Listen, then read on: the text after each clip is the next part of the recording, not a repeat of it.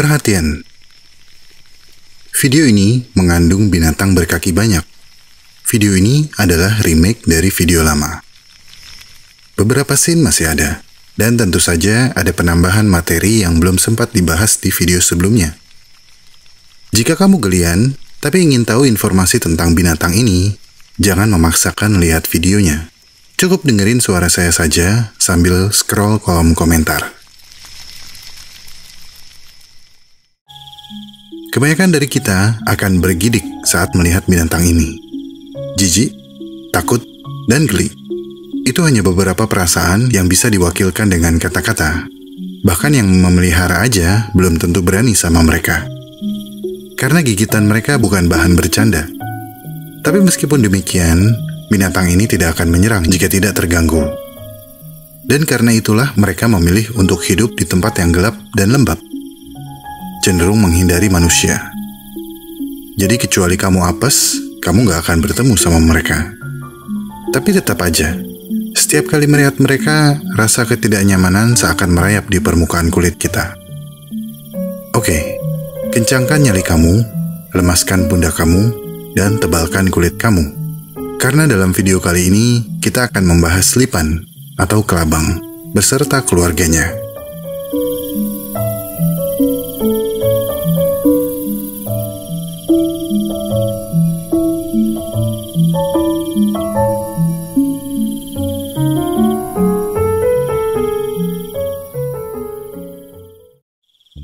Dengan tubuh berbuku-buku dan sepasang kaki di tiap buku atau segmennya, lipan sukses membuat merinding kaum dengkul lemah. Saya tidak termasuk yang berdengkul lemah, tapi saya ikut merinding juga. Maksud saya, nggak banyak yang bisa melihat mereka sedekat ini dan tahan godaan untuk tidak bilang, "Ih." By the way, kenapa saya menyebut mereka lipan, kenapa nggak kelabang? Karena menurut KBBI, penggunaan kata yang lebih cocok untuk binatang ini adalah lipan. Saya pribadi sehari-hari juga menyebut mereka sebagai kelabang. Tapi nggak apa-apa, kita pakai lipan aja ya, supaya kosakata kita bertambah juga.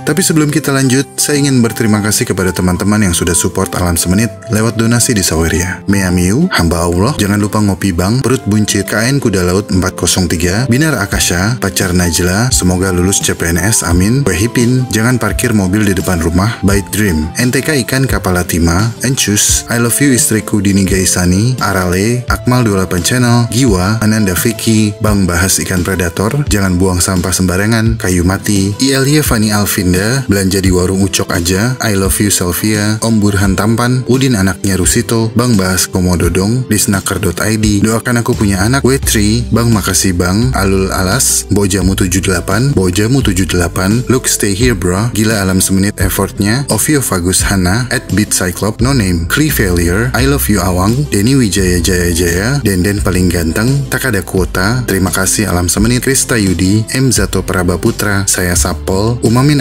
_Umamin, Abu Khansa, dan Pusing Stupa.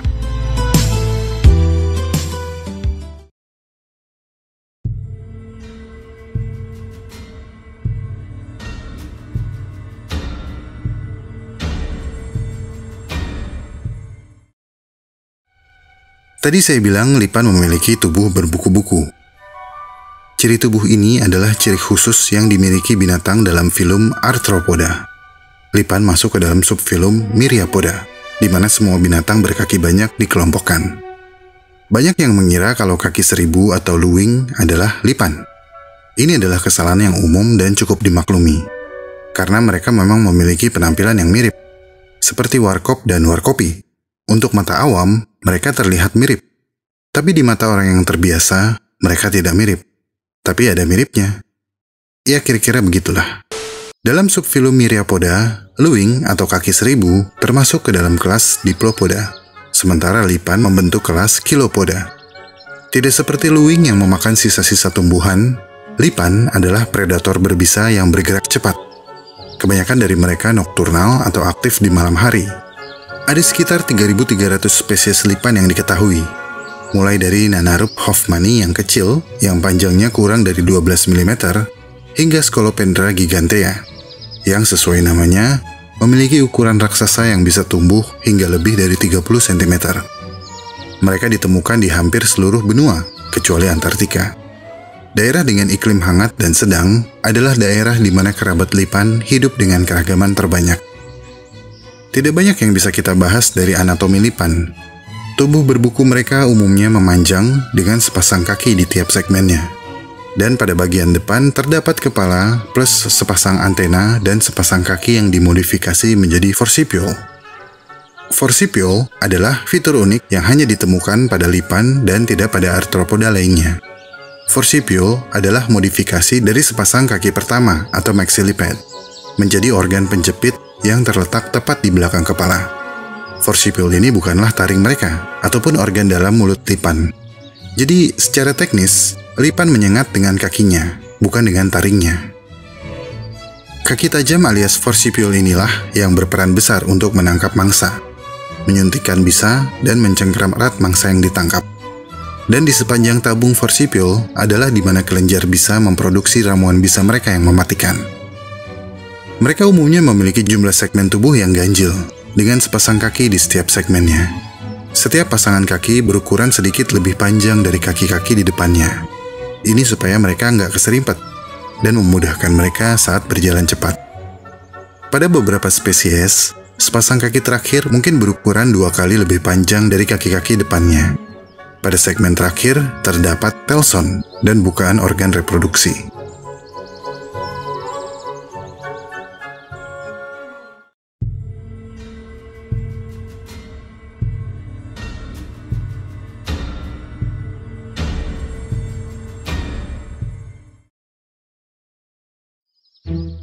Dari 3.300 spesies yang telah dideskripsikan, para peneliti memperkirakan ada sedikitnya 8.000 spesies yang hidup saat ini atau pernah hidup di masa lampau.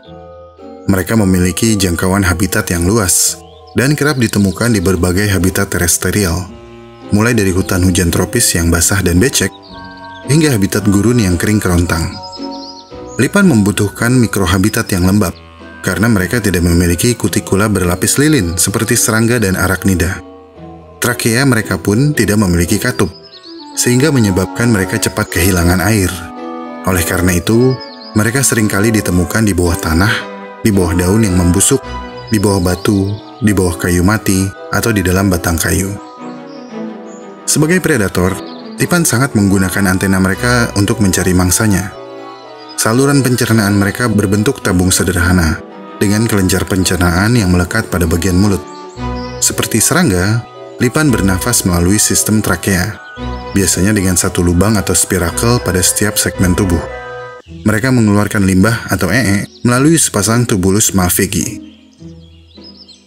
Scolopendra gigantea yang terkenal dengan nama lipan raksasa Amazon adalah spesies lipan terbesar yang diketahui. Panjangnya mencapai lebih dari 30 cm.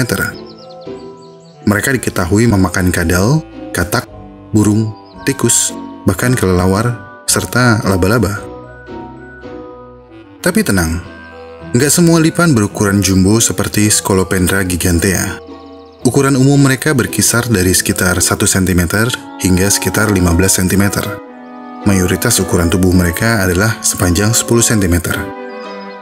Lipan adalah salah satu predator invertebrata darat terbesar dan sering berkontribusi secara signifikan terhadap biomasa invertebrata di ekosistem darat. Dengan kata lain, lipan adalah tukang jagal berprestasi yang membantu mengontrol populasi. Lipan adalah predator generalis. Mereka nggak pilih-pilih menu makanan. Mereka akan memakan mangsa yang tersedia. Di rumah kamu, lipan biasanya memangsa laba-laba, kecoa, lalat, ngengat, jangkrik, cacing, tumila, tikus, bahkan sesama lipan. Ada hal yang unik yang dilakukan oleh lipan ketika mereka kelaparan. Dalam sebuah penelitian, peneliti memeriksa isi usus lipan yang sebelumnya disimpan tanpa disediakan makanan hidup selama beberapa waktu. Dan mereka menemukan sisa-sisa tumbuhan di dalam usus lipan.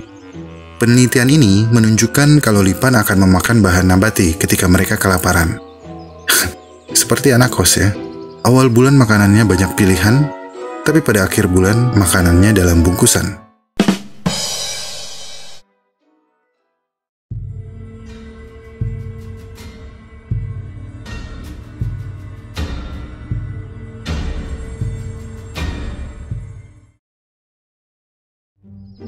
Ada 5 ordo dalam kelas lipan.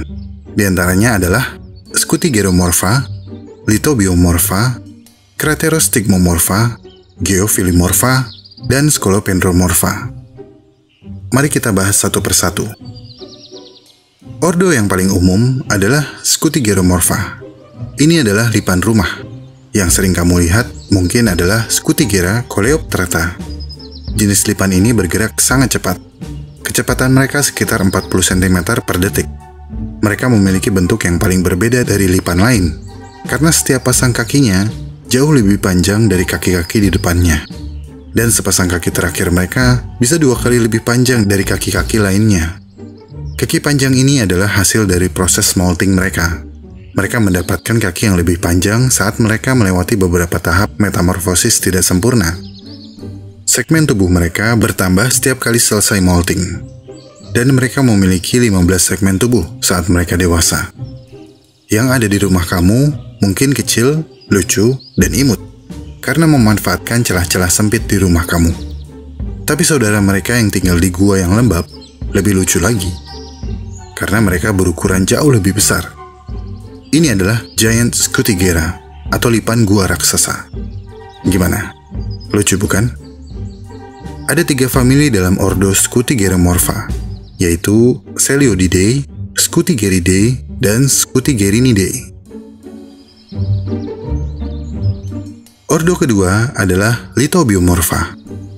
Lithobiomorpha adalah lipan bertubuh pendek dan bantet dengan ukuran yang berkisar antara 4-40 mm.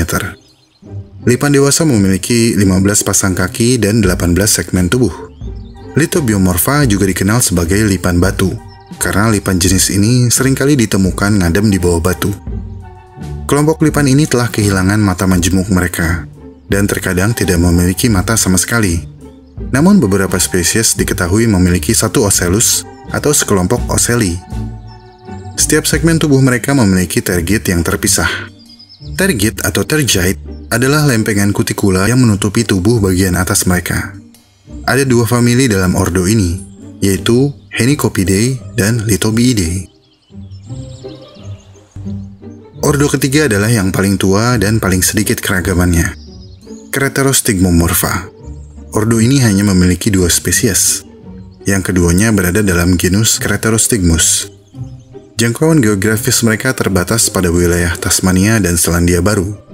Keanekaragaman yang rendah dan posisi tengah mereka dalam tingkat taksonomi menunjukkan kalau mereka adalah lipan primitif, spesies yang selamat dari clade yang dulunya beragam. Para peneliti menduga kalau Craterostigmomorpha tampaknya mewakili tahap peralihan antara Scolopendrid dan Lithobid. Dugaan ini muncul karena lipan ini membentengi diri dari predator dan parasit dengan mensekresikan bahan kimia yang berbau menjijikan dari pori sternum mereka. Kehadiran pori-pori ini juga menyebabkan lipan ini dikaitkan pada Devonobius, lipan yang hidup pada periode Devon, sekitar 375 juta tahun yang lalu. Ordo keempat adalah Geophilimorpha atau lipan tanah.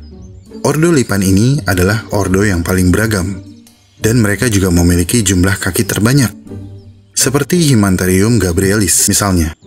Mereka memiliki 179 segmen tubuh dengan total 358 kaki. Dan beberapa spesies dari ordo ini terkenal bisa menghasilkan sekresi bioluminescence. Mungkin beberapa dari teman-teman memanggil mereka Reno atau Lenyai. Cairan menyala tersebut adalah bentuk pertahanan yang memiliki 2 fungsi, menakuti dan melukai. Cahaya yang keluar tiba-tiba akan mengejutkan predator yang ingin memangsa mereka. Dan cairan menyala tersebut mengandung asam kuat yang dapat menyebabkan eritema atau iritasi kulit jika tidak segera dibersihkan. Terakhir adalah ordo lipan yang paling mengerikan. Mereka adalah Scolopendromorpha. Ordo ini diisi oleh lipan-lipan raksasa, dengan sebagian besar lipan memiliki 21 atau 23 segmen tubuh, dan terkenal dengan penyengat atau forcipules yang besar. Sepertinya saya tidak perlu berkata-kata lagi tentang ordo ini. Silakan dinikmati beberapa footage lipan dari ordo ini. Bagus untuk kesehatan jantung dan paru-paru.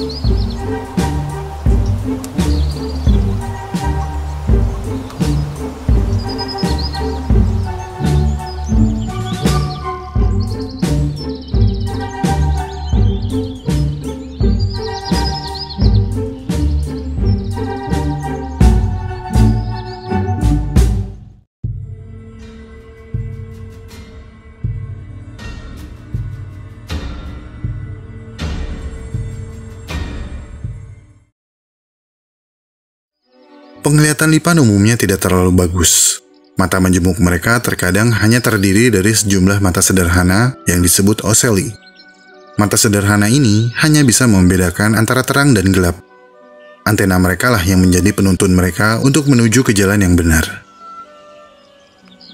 Lipan menggunakan bisa untuk melumpuhkan mangsa, dan lipan yang lebih besar mampu berburu vertebrata kecil seperti tikus, burung, dan reptil.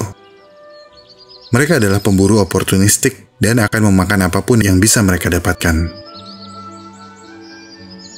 Bagaimana dengan Indonesia? Lipan apa yang paling banyak ditemukan di Indonesia? Indonesia adalah negara tropis, di mana lipan jenis Scolopendra subspinipes hidup subur. Mereka bisa mencapai panjang lebih dari 30 cm, dan mereka juga memiliki gigitan yang sangat menyakitkan. Bahkan, ada laporan orang yang mengalami iritasi kulit hanya dengan dirayapi oleh lipan jenis ini. Warna umum tubuh lipan adalah hijau, coklat, dan merah. Warna-warna ini memungkinkan lipan untuk berbaur dengan lingkungan mereka. Sementara pewarnaan Scolopendra haros atau lipan gurun raksasa adalah aposematik. Warna cerah mereka adalah pesan untuk predator kalau mereka berbahaya. Dan itu memang terbukti, karena perayap horor yang berwarna ngejreng ini dilaporkan memiliki salah satu gigitan yang paling menyakitkan di dunia. Kalau kamu suka nonton Coyote Peterson, kamu tahu kalau gigitan lipan memang sangat menyakitkan. Setelah berhasil mencengkram, mereka akan menyuntikkan mangsanya dengan bisa, yang mengandung agen kontraktil otot yang dapat menyebabkan kelumpuhan, histamin yang dapat menyebabkan peradangan, dan kardiodepresan yang menurunkan tekanan darah. Jika semua ini digabung, maka akan menjadi ramuan mematikan bagi mangsa mereka dan menyakitkan bagi manusia.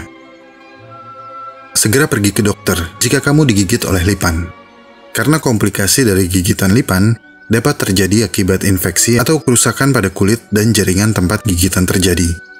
Memar dan bengkak adalah gejala awal. Namun reaksi alergi juga dapat terjadi. Gatal yang intens, pusing, dan ruam merupakan tanda-tanda utama dari reaksi alergi. Jika setelah gigitan lipan ada pembengkakan pada bibir, tenggorokan, mulut, atau lidah, maka alergi tersebut sudah parah dan harus ditangani ahli medis dengan segera.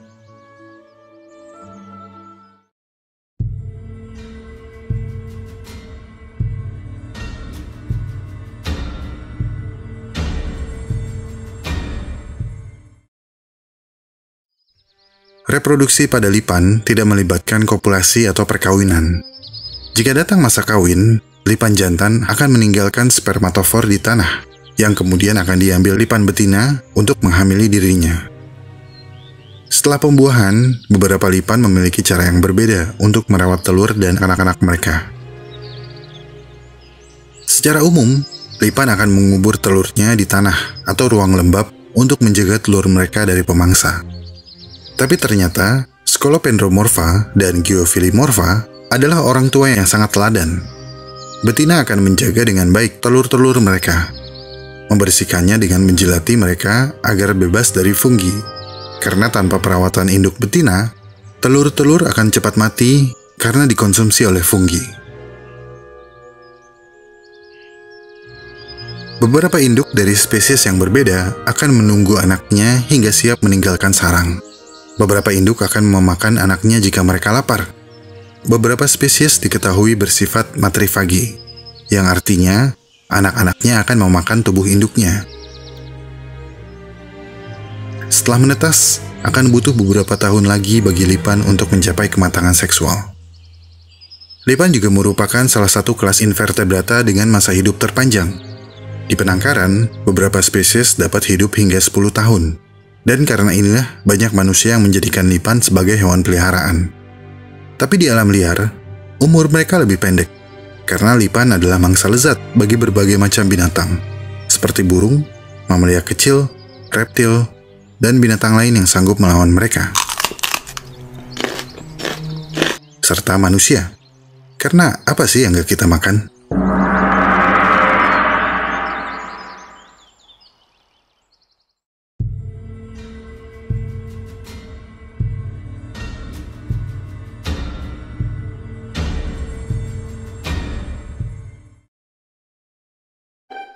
Meski berbahaya dan mengerikan, lipan memiliki manfaat bagi manusia. Manfaat utama adalah pembasmi organisme yang umumnya tidak diinginkan manusia di rumah mereka. Seperti ketonggeng, lipan sering salah dimengerti. Di area rumah, lipan memangsa kecoa, lalat, dan larva-larva serangga yang ada di dalam tanah. Pokoknya, segala yang gak kamu pengen ada di dalam rumah kamu, akan mereka makan. Oke, makasih banget sih. Tapi gimana ya? Asal gak sering-sering menampakkan diri, saya sih oke. Tapi bagaimana menurut teman-teman? Mending ada satu lipan atau kombinasi mangsa lipan di dalam rumah kamu?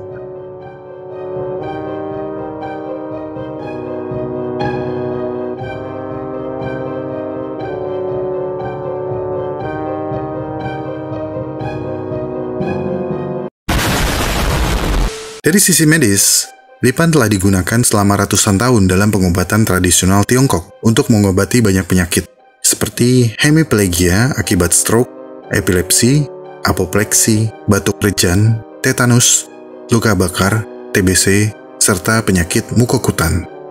Selain itu, lipan juga telah digunakan untuk pengobatan penyakit kardiovaskular di Korea dan negara-negara Asia Timur lainnya. Referensi beberapa jurnal dan etnofarmakologi menunjukkan bahwa bisa lipan dan komponennya dapat dimanfaatkan untuk penggunaan terapeutik dan sedang diteliti secara medis untuk pengembangan obat.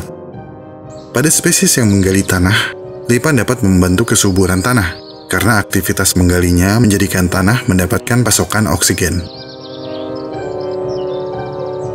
Dan untuk kamu pecinta kuliner, kamu beruntung karena lipan bisa dimakan. Di beberapa negara Asia, lipan dianggap sumber protein alternatif dan merupakan kuliner yang cukup umum. Tinggal pilih aja, mau yang dipanggang, oseng-oseng, digoreng, atau dimakan mentah. Ingin saya bertanya why, tapi mungkin kitanya aja yang nggak mengerti kultur dan budaya mereka. Why?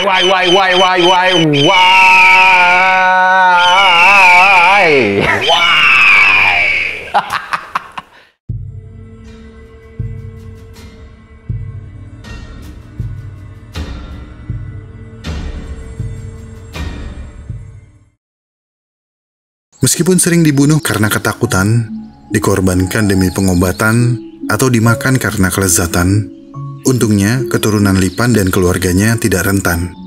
Mereka tidak terancam punah. Beberapa orang bahkan menjadikan mereka sebagai hewan peliharaan, eksotis. Saya senang ketika seseorang sangat telaten merawat hewan peliharaan mereka. Tapi kalau saya sih, enggak deh. Mendingan lihat di YouTube aja. Lipan adalah binatang berpenampilan jahat. Kehadiran lipan bikin kita pengen minggat. Tapi mereka sesungguhnya bermanfaat. Dan jika kamu niat, mereka bisa menjadi hewan yang bersahabat. Dari lipan kita belajar kalau seberapa keras usaha kamu menjalani kehidupan, kebanyakan orang akan tetap menilai kita dari penampilan. Jadi nggak perlu repot-repot untuk menjadi sempurna agar diterima oleh mereka. Biarkan saja. Jadilah seperti lipan. Lakukan apa yang perlu kamu lakukan. Buktikan kalau kamu bisa berhasil. Karena keberhasilan kamu akan menjadi sengatan untuk mereka. Asik.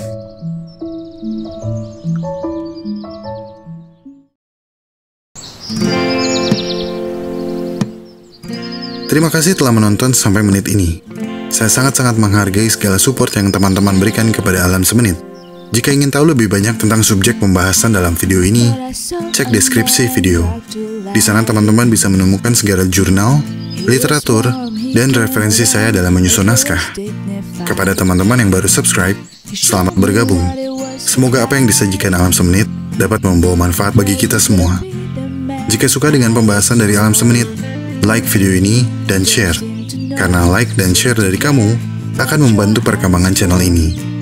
Ikuti perkembangan semua hal yang aneh, menjijikan, dan indah yang mengundang rasa ingin tahu kita semua. Sampai jumpa di video selanjutnya. That's what's going on. At this fight I'm torn. I'm all out of faith. This is how I feel. Cold and I am shamed, lying naked on the floor.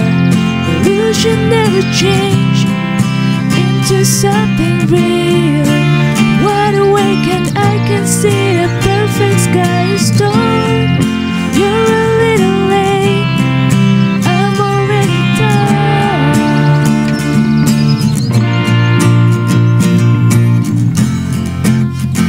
So I guess the fortune teller's right. Should have seen just what was there, not some holy light. It should grow beneath my veins, and now I don't care, I have no luck, I don't miss it all that much. There's just so many things that I can touch, I'm torn, I'm all out of faith. This is how I feel, cold and I am shamed, lying naked on the floor. Illusion never change into something real. Wide awake and I can see the perfect sky is torn. You're a little late, I'm already done. Stepping where you used to lie, my inspiration has run dry. That's what's going on, nothing's right, I'm torn, I'm all out of faith. This is how I feel, cold and I am shamed, lying naked on the floor. Illusion never change into something